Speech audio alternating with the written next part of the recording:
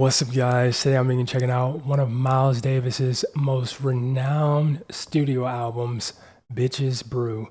Now, I know a lot of people love this album. I don't know if anybody's recommended it to me, but I know this album is like one of his bigger albums. Like, if it wasn't for Kinds of Blue, then this would probably be his biggest album of all time. But I have heard one song from it, Spanish Key. That was like a couple years ago, I think. And I don't really remember it all that well, but we have heard that one. So we'll probably add the link to that in the comments or something. But yeah, I'm looking forward to it, man. It looks like a really good album. Like, I really like the album cover, which let's go ahead and just take a moment to look at in finer detail because we kind of like glanced at it, but we haven't looked at it yet. So, um, okay, directions and music by Miles Davis. Got like a fire stemming from a flower, and then the smoke is going into the clouds, and then it's thundering over a sea, and the sea is also a waterfall, which leads to like a beach or something. There's two people on the beach of African descent, it seems, and the person in the top left is like sweating, or maybe that's just water droplets. I don't know. Need a Gatorade or something. And yeah, that seems about it. But it's very like artistic. It's very like, you know, eye catching. That makes sense. Like, if you go into a record store and you see this, you're like, oh, what is that? Who is that by? You know what I mean? Or at least I would, you know what I mean? That's how I feel like I'd, shop for records and whatnot by artists. I don't know, just based on the album cover. If it's got a cool, eye catching album cover like this, 9 times out of 10, I'm buying it. But yeah, let's go and switch back to the Wikipedia and see if we can find any information about this album. Okay, so studio album by American jazz trumpeter, composer, and band leader Miles Davis, of course. Recorded from August 19th to 21st. Wait, recorded from August 19th to 21st. Wait, hold up. Recorded in like 3 days? What the? Okay, that is crazy work ethic. Well, I mean that yeah, that is crazy, but like I feel like jazz is kind of easier to, get around that because jazz is simple, but it's also complex. You know what I mean? But at the same time though, we're talking about Miles Davis. So that's a whole nother level. That's a whole nother level of complexity. And yeah, like I'm really excited to see how this turns out. I don't think anything I hear from Miles Davis will ever top Rated X though. That song is just out of this world, man. That is some otherworldly, type of music. Like, I swear, I think that is one of the craziest songs I will ever hear. Like, besides Superman Lover or Oh Superman by Laurie, I forget her name, Laurie something. That song and Rated X are some of the most craziest songs I think I'll ever hear. But okay, and it was released March 30th, 1970. Mark Davis's continuing experimentation with electric instruments that he had featured on his previous record, critically acclaimed in a silent way. This is purple, so I've clearly clicked on this before. I don't. I feel like the album cover kind of looks a little familiar. Um, with these instruments, such as the electric piano and guitar, Davis departed from traditional jazz rhythms in favor of loose rock influence arrangements based on improvisation. Improvisation. Okay. I mean, that seems like the Miles Davis I've kind of grown to know. You know what I mean? Like, that doesn't seem all that, crazy to me. But I guess for, people who grew up, with him and whatnot, just seeing him kind of make that departure from, jazz to more, you know, Rated X sorts of music, that would definitely kind of be crazy. But yeah, I feel like I haven't really heard a whole lot of like, classic jazz tracks from Miles Davis. Like, I don't know. Maybe I have, but the ones that just kind of immediately come to mind when I think of Miles Davis are just sporadic, unique, sounding songs. Um, Final tracks were edited and pieced together by producer Teo McCrary, Mc, Mc, McCero. Macero. Teo Macero. Okay. Genre jazz fusion, avant garde jazz, jazz rock, avant funk, and psychedelia. Seems about right. And then we have the track listing here. Like I said, I have heard one song of this album, and that is Spanish Key. And that was like some years back, so we're not gonna do that one. Yeah, Pharaoh's Dance, the title track, John McLaughlin, Miles Runs the Voodoo Down, and Sanctuary. Then we also have a bonus track for the reissue. I don't know if we'll do that one today. If we do this one, we'll do it like in a couple of days from now. I just want to do and get the like full, complete album experience as it was in 1969. So, um, yeah, I think that being said, we go ahead, check it out, and hopefully, not even hopefully, I know it's going to be a great album. I'm just curious just how, far is he going to go with this album? You know what I mean? Like, because I know what he's capable of. And hold on, when did Rated X come out?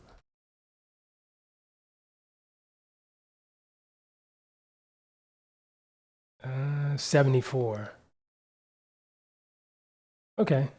I know what he's capable of in the future. You know what I mean? So I'm curious to hear what he was, you know, considering or making in the past. See where I'm going there? But yeah, let's go ahead and check it out. Track number one, Pharaoh's Dance. Let's go. Oh, wait, I gotta switch this over. Boom and boom. Miles Davis, ladies and gentlemen. And I wanted to wait till it was raining to react to this album, but I just haven't had a good opportunity for that. So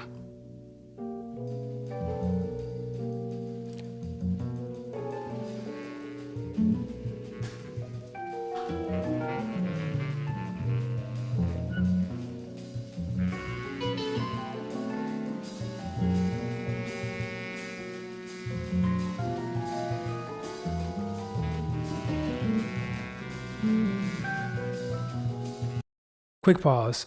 Also, if I don't say anything for like large periods of time, or if I don't, seem like I'm reacting good enough, then yeah, just know I'm in the zone. I'm, listening to the music. I don't care about the camera, none of that. This is Miles Davis we're talking about here.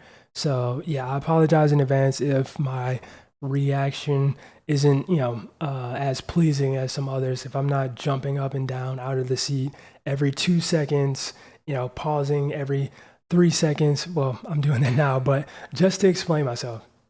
Boom. All right.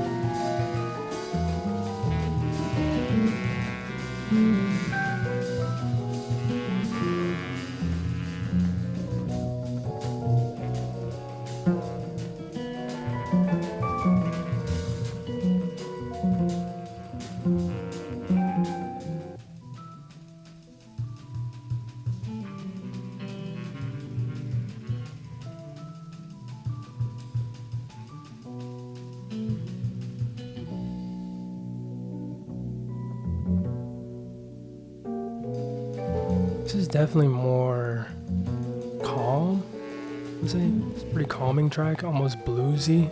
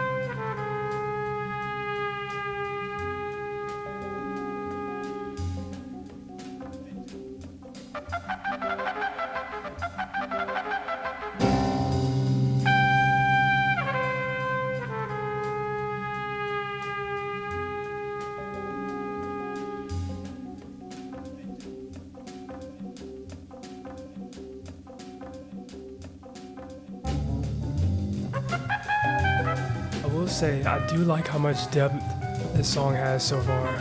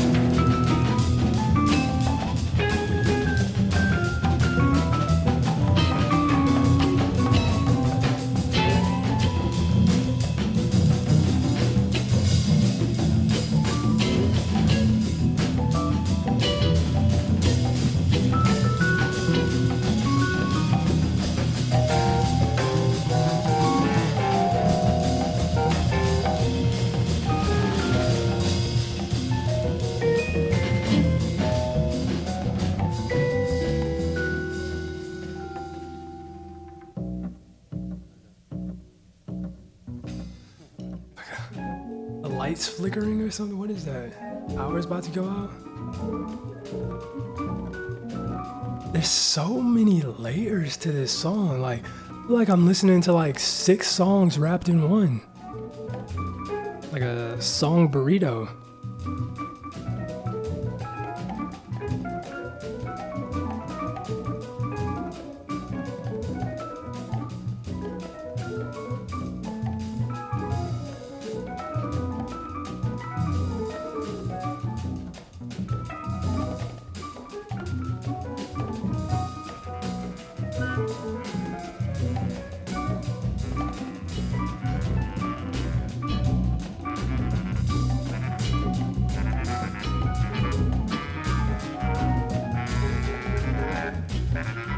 Interesting.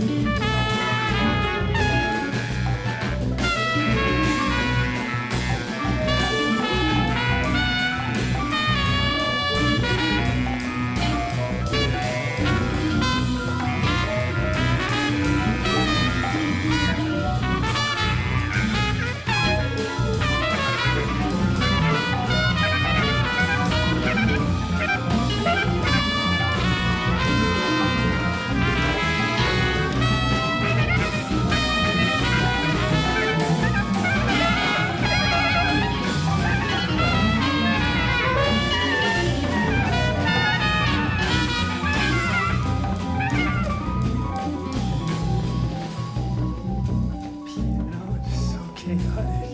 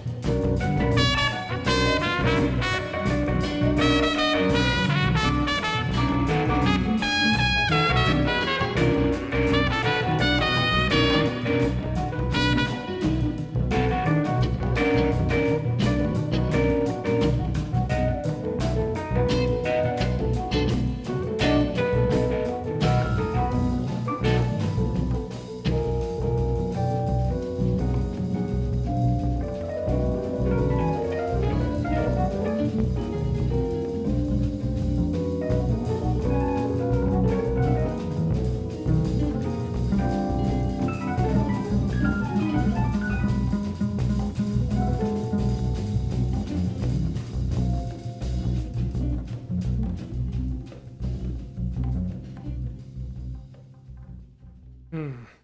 Wow. Okay, no, pause. Um, I don't even know what to say to that. That was just like I said earlier. That felt like at least 6 songs wrapped into one, bro. Like, what the heck was that? And in a way, it almost feels like the origin of him kind of reinventing his sound and style. You know what I mean? Like, no. I know it said like earlier, like in the wiki page, it said like that the previous album was like, in a way, him first doing this. Yeah, in a silent way.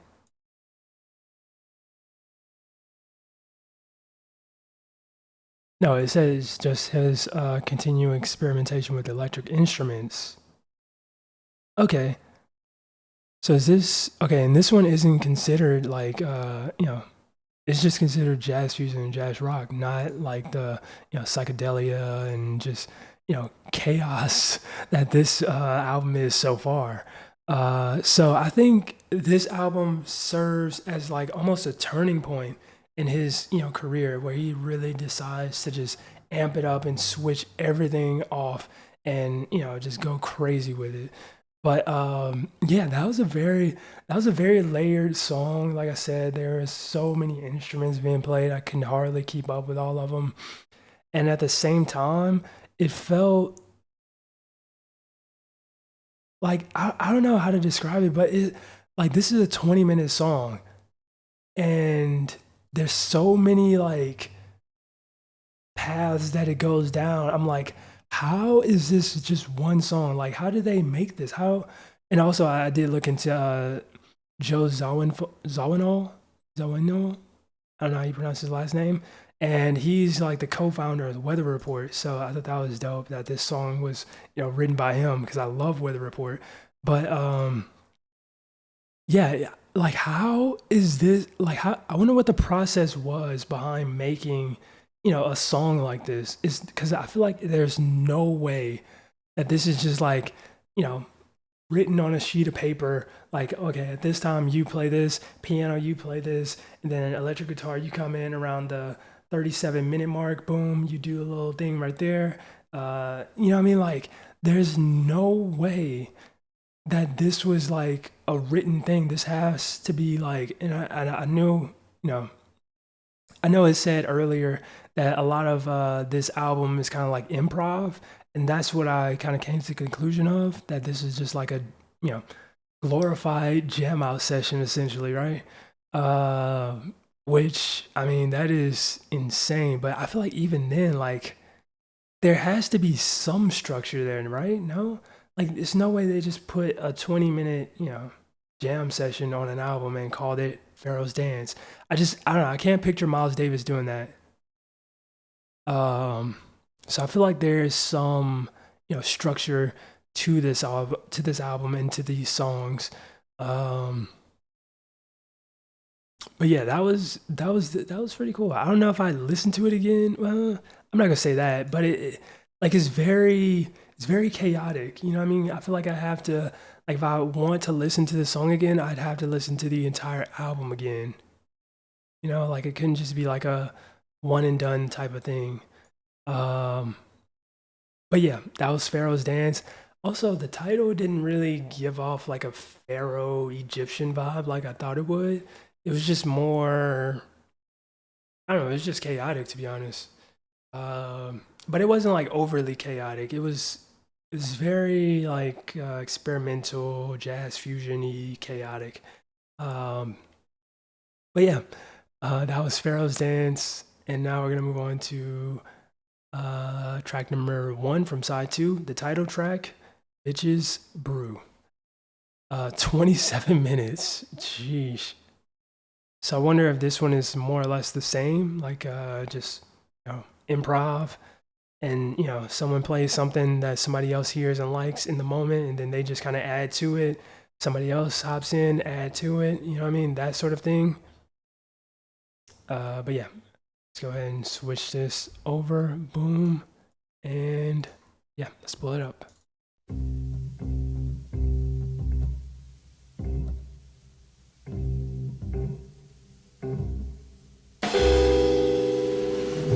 Also, if it was raining outside right now, that would have set this album off. I'm just saying.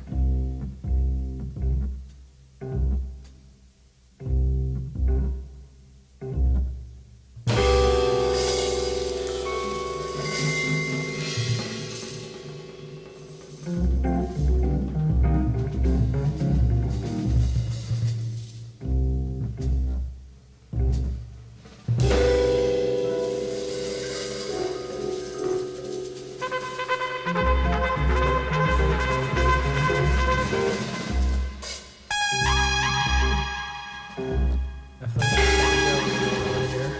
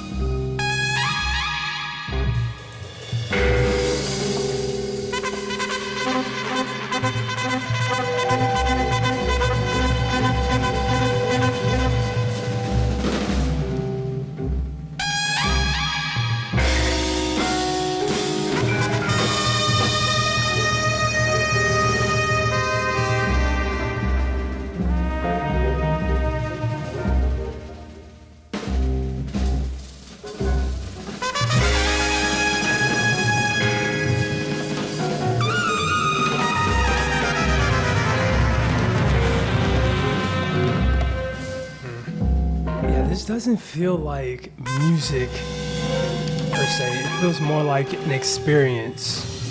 Yeah, it still feels like music, but like not like a song.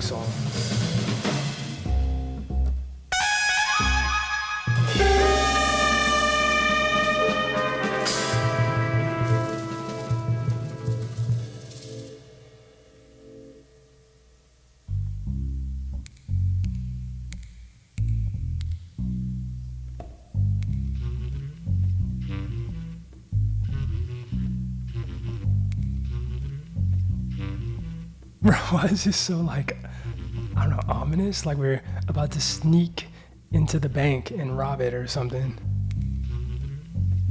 We're tiptoeing.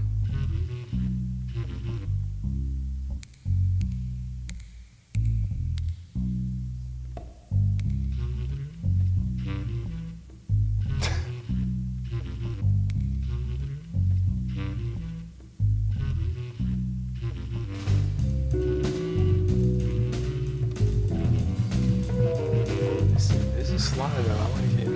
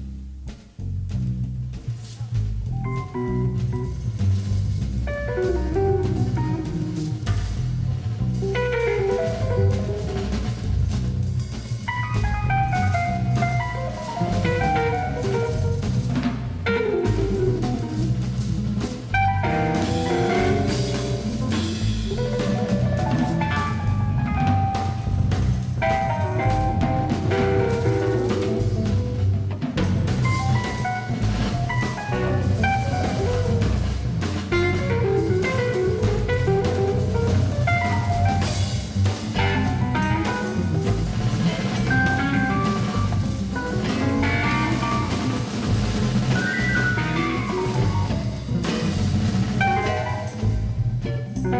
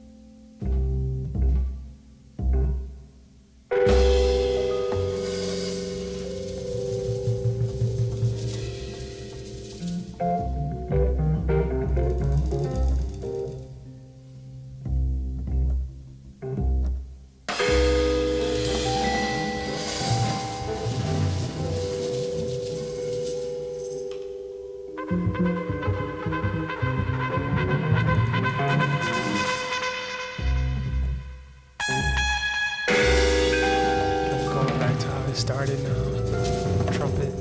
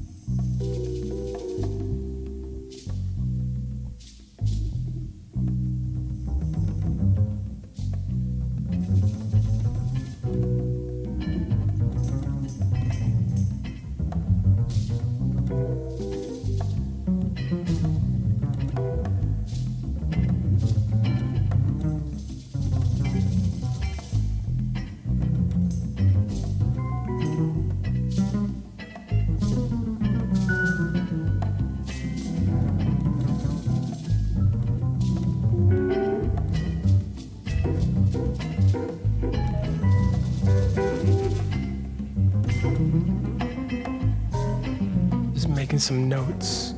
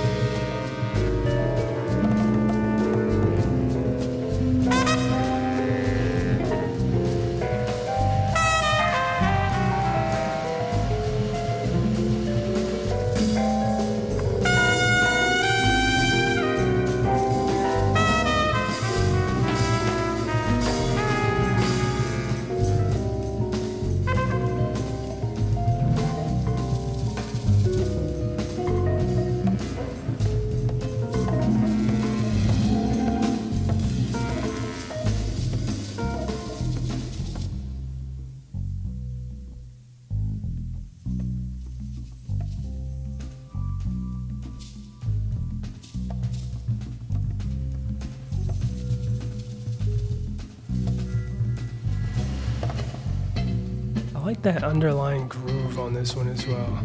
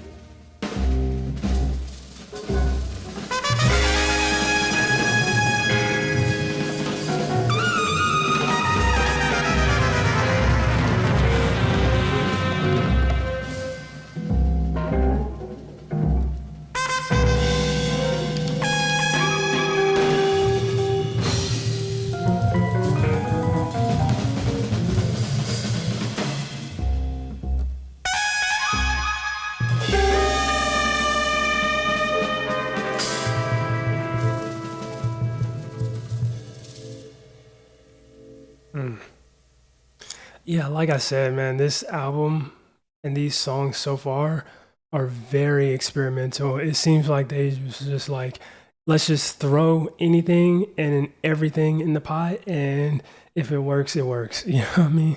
Like these songs are ridiculous.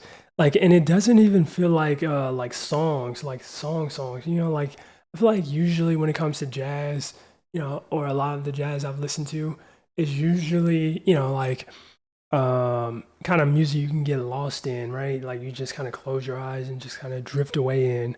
Whereas this is more like you kind of have to, you know, pay attention. Like it demands your attention. There is no like relaxing or, vibing out to, I feel like these songs, or at least not to me. Like these are very attention demanding. And I made some notes as well, which I'm reading. Uh, yeah, also very layered. I said that in the previous track as well. This song as well, very layered, very artsy, psychedelic, and just very experimental. And it feels honestly like, even though I know that it's the beginning of like him going down this path, it genuinely kind of feels like it. There's no structure. I feel like, or at least to this song. I feel like the first one maybe there was, but I don't know, maybe there wasn't. But it feels kind of like there's no structure to these songs. Like there is some like recurring, elements, like the trumpet, for example, like that, And there was that one like little groove in there as well that I really liked. Um, but yeah, the songs in general don't feel like, songs. They feel like, jam sessions turn songs, quote unquote songs. Uh, and I don't know, it's definitely a different experience than more like what I'm used to hearing from like jazz. And I know this is Miles Davis. I'm kind of used to, Miles Davis for sure because I've been listening to, a good bunch of his music. But um, yeah, this is different, man. Like for an album, like I can only imagine how crazy this must have been in 1970 when it first dropped. Because this is, mind you, this is like the first, album I feel like, or at least I feel like it's like the first album of its kind. You know what I mean? Like, were there any other albums that people could compare this to in 1970? Like, 'cause I'm pretty sure this is like the first time Miles Davis has, made an album, excuse me, or even songs that, remotely sounded like this at this time. So, like, this is definitely a new experience for him and his fan base. But I wonder about the jazz genre in general. Let me see. Um, was Miles Davis his Brew album considered the first of its kind?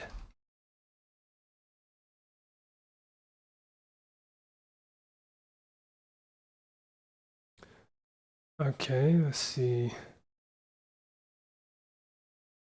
Pull this up. So it says while Bitches Brew is widely celebrated as a pivotal and landmark album in jazz history, it was not the first of its kind. Davis had already been experimenting with electric instruments and rock influenced rhythms on his previous albums. Okay, yeah, I read that, but however, the 70s album scale, sonic texture, and commercial success cemented its status as a watershed moment for the jazz fusion genre. Yeah, I know about the instruments, but just like, you mean to tell me like his previous album had a similar, just, feel to this? Like, I mean, I guess if they say so. Mm.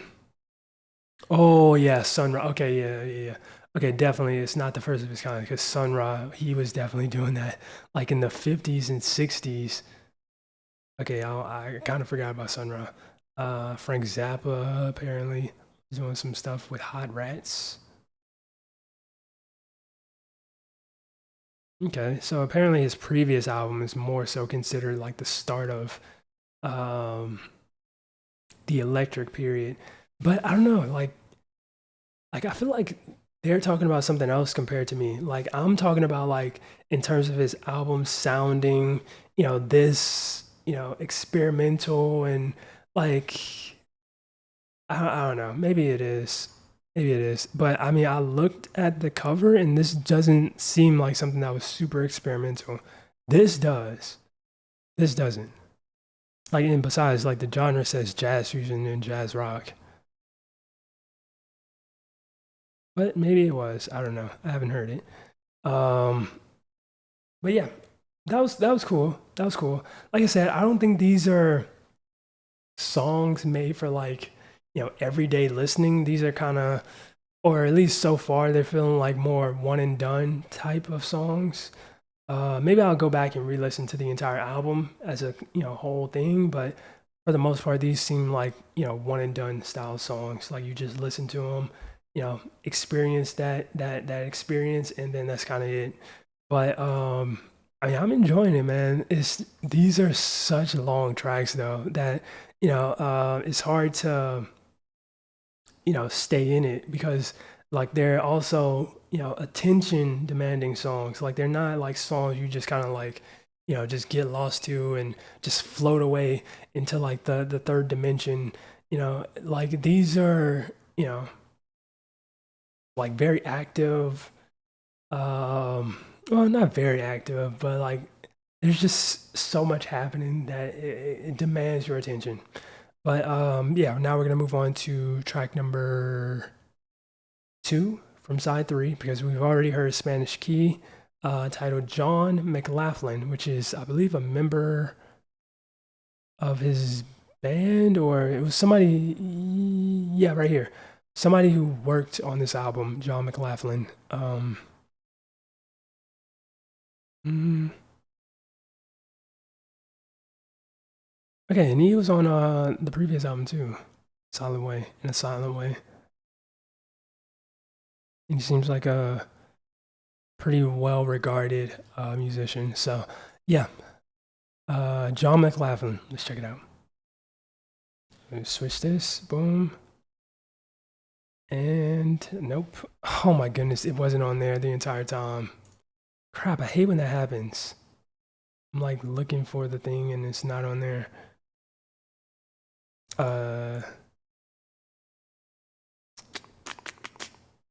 But yeah, let's go ahead and switch it over. And boom, and boom.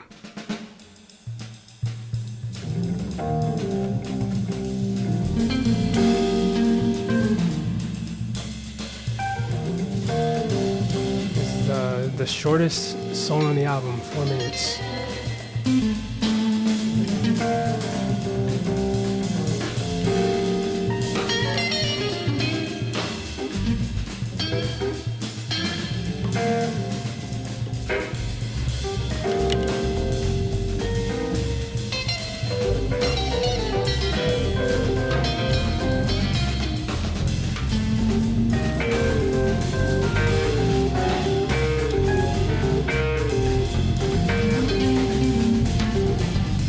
Once again, getting a little bit of a blues vibe from this one. It was Pharaoh's Dance that also kind of gave off a little bit of a blues vibe too. That electric guitar.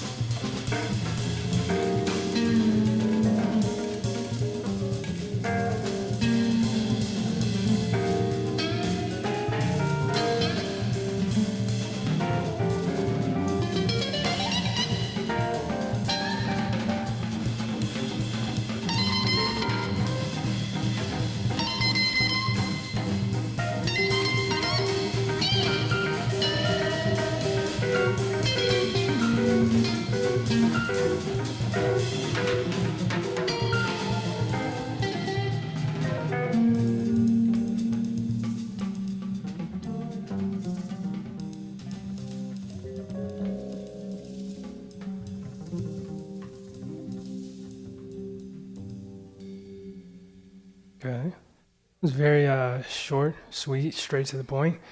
Little bit of heat.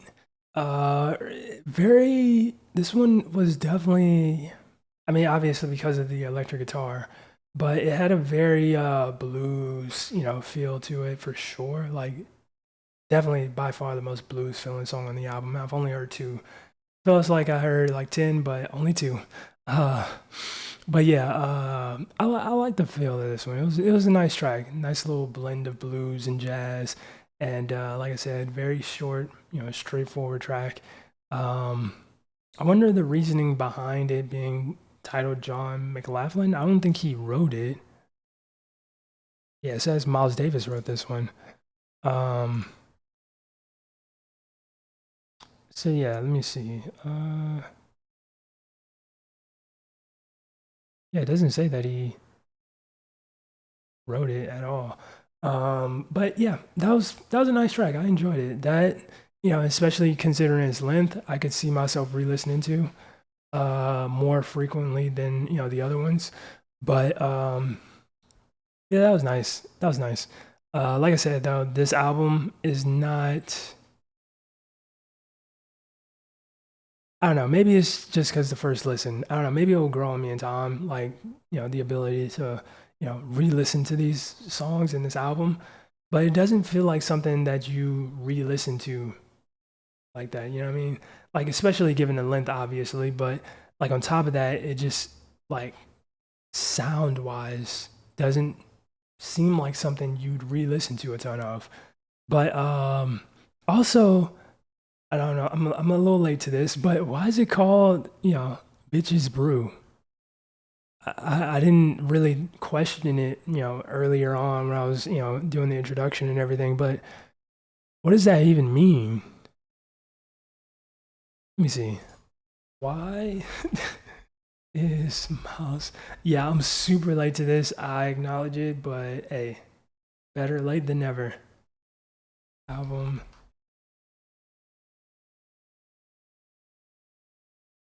called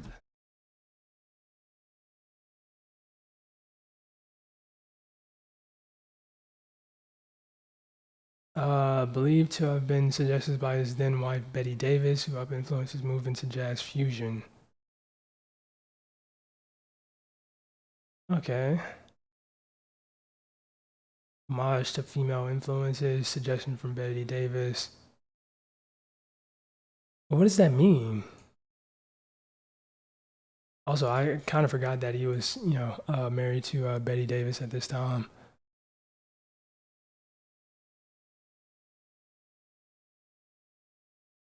Oh, Betty Davis, anti-love song.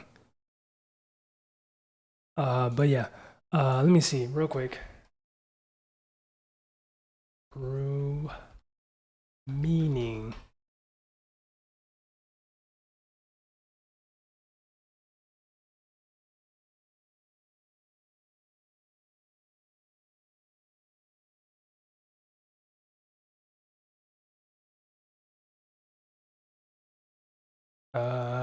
Name reflects the album's chaotic and revolutionary nature. Okay, so I guess it's. I don't get it.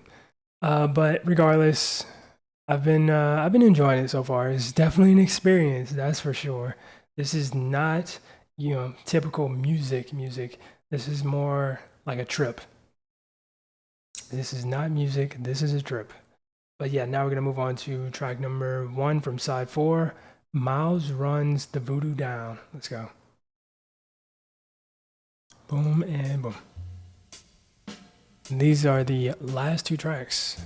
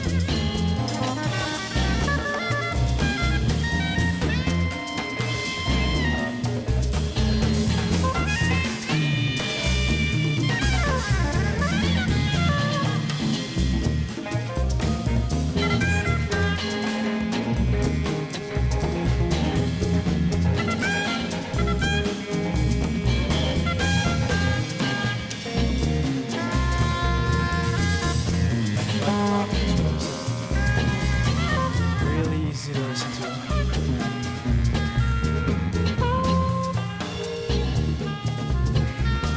Oh wow, for whatever reason, it's reminding me of like 70s sitcom intro videos or something.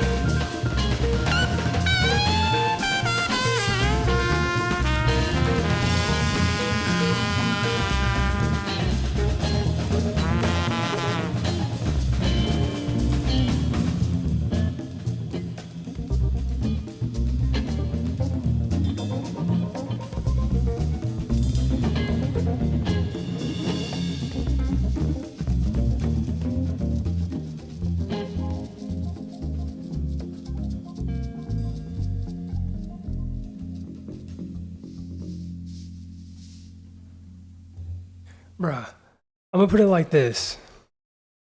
These songs have more layers than a wedding cake. Like, bruh, there is so much to I feel like unpack in these songs. I mean, this one, I'll be honest, this one was a little more, chill compared to some of the previous ones. But still, there's a lot to unpack with these songs. But honestly, this one is like low key one of my favorites, if not my favorite. Um, I really liked the title track as well. Um, but obviously, because of the length, it's not gonna be one that I listen to frequently. Because longer songs are automatically gonna have less replayability, in my opinion, because of the length, really. But this one kind of bridges that gap. It's a nice little medium. It's not like too long compared to the other songs, but it's not super short either. And it's got a good overall feel to it. Definitely enjoy, the trumpet work on this one. It's really nice. All the instrumentation, I mean, you won't find bad instrumentation on the Miles Davis record. That's just, number one. Because I feel like he was the type of, I think I went through this already, but I feel like he was the type of artist where, if you weren't coming correct, you were not getting anywhere near a record of his, bro. Like you had to be on it, and I think that's pretty apparent based on the live performances and whatnot I've seen of him. Like he seems to be like kind of, on it, and like in his entire band, every band or members I see him playing with, they all have to be tight. So yeah. But yeah, I enjoyed that one. I thought that was a really that was a really good song. It definitely, like I said, isn't as chaotic as some of the previous ones, mainly the title track and Pharaoh's Dance, but it still fits the vibe of the album pretty well in my opinion. Also, Spanish Key, I gotta re-listen to that. Hold on, let me see. I'm gonna just skim through Spanish Key real quick, just see what this one sounded like, cause I don't remember it.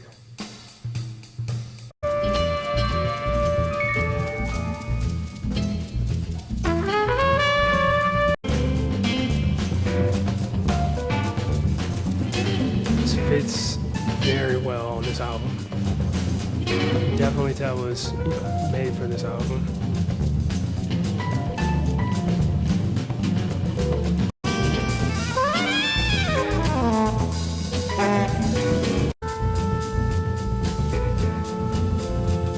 Yeah, so that one doesn't seem as chaotic either. Um, but yeah, man, I'm really enjoying this album. It's like I said, it's more of an experience than anything. Like, sure, like in the grand scheme of things, I don't know if these will end up being like some of my favorite Miles Davis songs ever that I've ever heard. I don't think so in the grand scheme of things, but these are still some of the kind of most experimental, songs I've heard from him. And on top of that, obviously, these are kind of closer to the origin of that experimentation, So it's kind of like going back down, memory lane type of thing. You know what I mean? Just kind of seeing the beginning, the humble beginnings of Miles Davis going in that direction. But yeah, now we're gonna move on to the final track, track number 2 from side 4, Sanctuary. And then there is the bonus track, but I think I've already decided that I'm gonna do that another time because I don't have a whole lot of time here. But yeah, I mean my back is already starting to hurt from sitting in this chair for so long.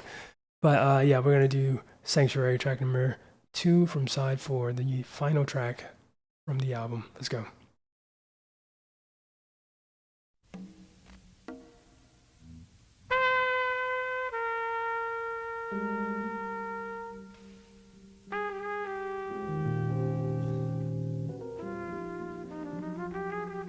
I mean, the title, like Sanctuary, I expect this to be like a more,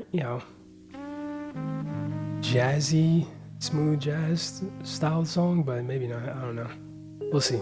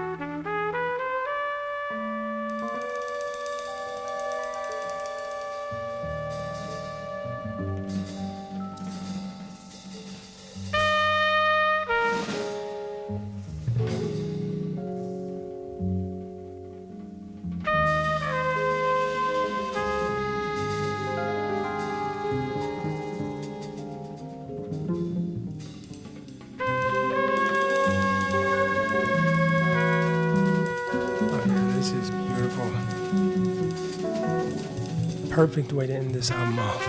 After all the chaos, it's a little, little comfort, a little calming sanctuary.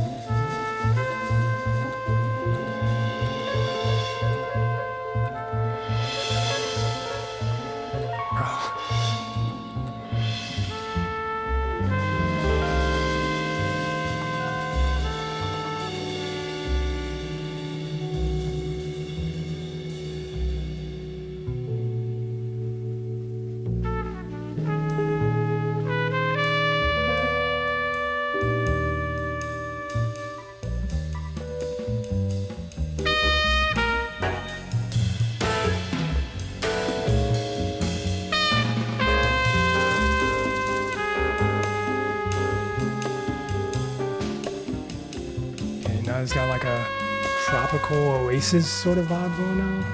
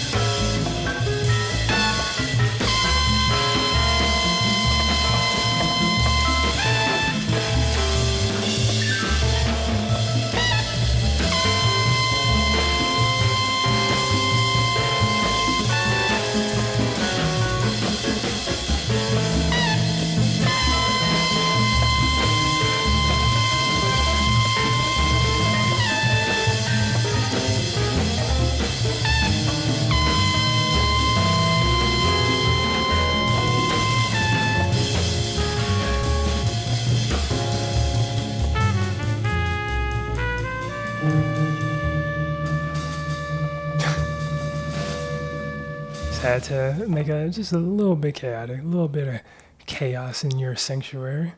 Um, but wow, man, that's my favorite song, hands down, because it combines what I like about jazz the most with what Miles Davis was trying to accomplish with this album. And that is like that super experimental jazz fusion element combined with, what I really, admire the most about jazz, in my opinion, is that artistic, smoothness and just calming nature that it has. So this was like the best of both worlds for me personally, and I think that's hands down my favorite. Um, but yeah, I enjoyed this album as a whole. I think that this album was, a very, um, I mean, not even was. I mean, it obviously was, a very um, huge album for Miles Davis. One that really defined, the future of his career for sure. Well, this one and the previous one, but I feel like this one probably more so. But yeah, I enjoyed that as an experience. Like I said numerous times throughout this video, I think this album is more of an experience than it is like a collection of songs that you hear normally on an album, right? Like this isn't like typical jazz because of the feel of it, the nature of it is very attention demanding. It's like you can't really get lost in these songs like that. I mean, well, some of them you can. I feel like Sanctuary, you definitely can. But even that song, has its moments where it's just like, Godzilla's, running loose, mayhem, and then it's like, we're on a nice tropical beach in Hawaii, then Godzilla, then tropical beach, and then yeah. So it's like kind of a mixture right there in that one. But yeah, the entirety of the album I enjoyed. I just don't know if it'd be something I'd, listen to like that, especially given the length of a lot of these songs. Like it'd be hard to find myself listening to Pharaoh's Dance, repeatedly or something like that. Maybe, I don't know. I don't know what the future holds and how, in time this album will, sound and feel to me. But I can say that I definitely enjoyed it. It has me excited to hear, just how much he evolved, going from this. Because I know based on Rated X, he he took this times like 200 for that. So like, wait, actually, what album was that on? Rated X Miles Davis. Um, because whatever album this was on, honestly,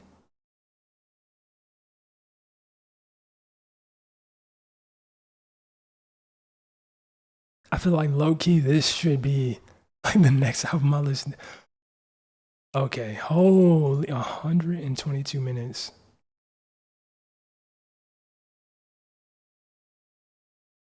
Billy Preston and to me. Wait, wait, he has a lot of songs like title after like people, like artists. I didn't know he like made so many songs, like that. Like I thought that was like because I've heard a couple. What was the one I heard? Like I don't remember what it was called. I could see actually, but I've heard a couple, and I thought that was just kind of like a live performance, one and done sort of thing. But seems like he um has a fair share of songs like that. Like Aldro, that's what it was. Um, I feel like he had another one.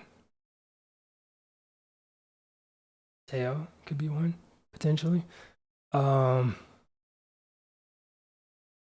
but yeah, that was a cool album. More of an experience than anything, but I still really enjoyed that experience. And like I said, it's definitely cool to just kind of see, somewhat the origin of that, particular style and him coming kind of evolve from that, going forward. So, um, yeah, that was Bitches Brew. I really enjoyed it. I still don't know what the title of it means. Like, if one of you guys know, break it down for me in the comments. I did a little bit of research, but it still didn't, make a whole lot of sense to me still. Um, but yeah, I enjoyed it. Favorite track, like I said, is Sanctuary, I think. And then I like the title track as well a lot. And then I have to re-listen to Spanish Key. But then I go this one, and then maybe Pharaoh's Dance, and then John McLaughlin. I mean, but they were all like really, good tracks in my opinion. It's just some I like more than others. But these two specifically were definitely the most just, chaotic, experimental sounding tracks on the album in my opinion. Um, and yeah, it's like also let me know in the comments, were was I right in saying that these were just like jam sessions where it's like I mean because they said earlier in the Wikipedia in the wiki page that this is like a lot of these tracks were like improv, what I mean, and that he was like kind of leaning more into that. So I imagine it was just like, okay, let's somebody started up Miles, on the trumpet, then somebody comes in and starts playing the piano, and then somebody hears what they hear, and they're like, okay, let me hop in now. You know what I mean? And I wonder if it was like that. And then it was just like glorified jam session essentially, right? And they just made it into a song. But the thing that makes me kind of go against that is that like some of these songs have structure. So it couldn't have been every song. It has to have been like maybe bits and pieces of songs or something like that. Because some of these songs have a bit of structure to them. You can tell it's not just them playing wildly because there's not choruses, but parts where it repeats the same notes. Um, but yeah, I enjoyed it. You guys enjoyed it as well. Make sure you smack the like button, subscribe if you're new. That being said, much love, stay safe, and peace out.